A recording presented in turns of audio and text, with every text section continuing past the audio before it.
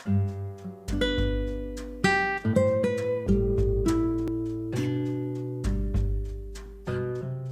мэцгаано. Та бүхэнд өнөөдрийн амгалан айлтгая.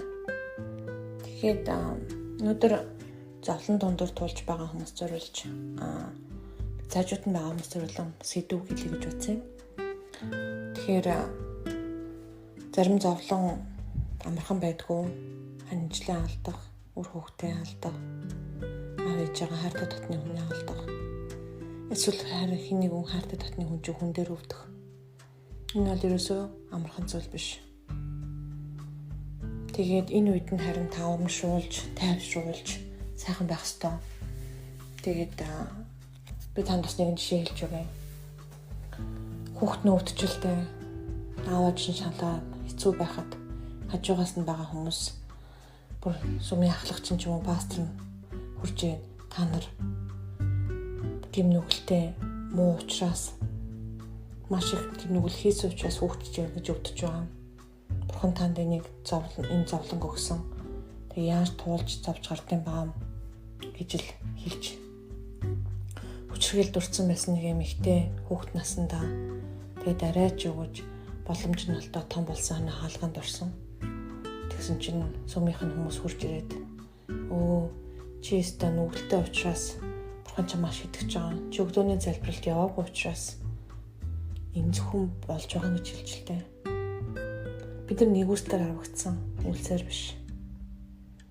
Харин нэгүслэхээр Бурханы хайр нэгүслээр дүр учраас бид нар үлс хийдэг.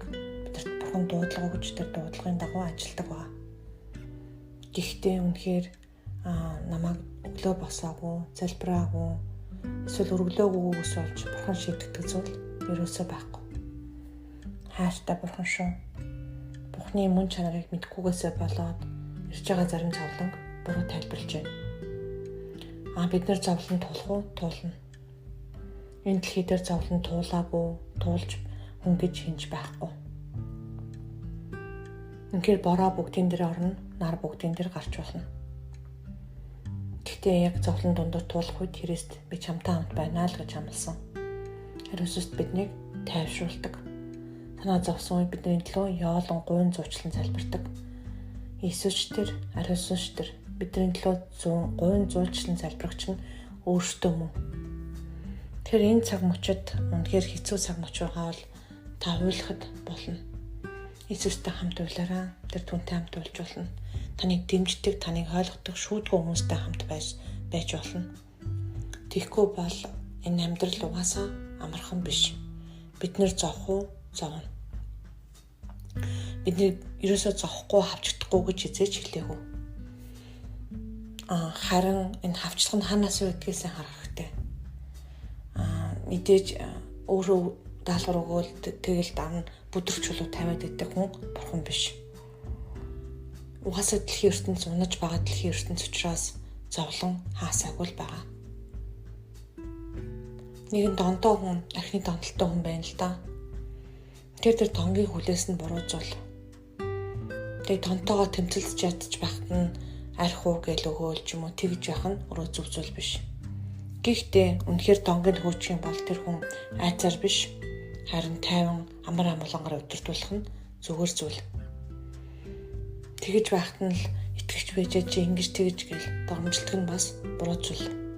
Аль нь ямар ч хүмүүс нь хичээж чармаагаад итгэж нарыг бие бинийгээ босгон давуулах ёстой бид нар.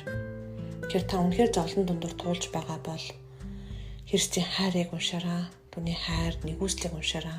Тэгээд шаардлагатай бол хүмүүсээс бас тусламж авч болно. Хамт уйлж болно. Таныг шүүхгүй хүмүүстэй үнэхээр тэр сайн хөрштэй хамт бас байгаарай. Тэгээд өмнөх подкастуудыг бас сонсож болно. Тэгээд магтандуу тавиад тайван байгаарай. Тэгээд юу болохгүй байна, хаана асуудал байна гэдгийг бас мэрэгүү ухаантай хүнтэй зөвлөсөн ч болно. Заримдаа яг юм зовлон туулж байх үед, хэцүү байх үед гац гаргалгаа харахтаа бас арай муудсан байдаг. Жирийн хүнийг бодвол.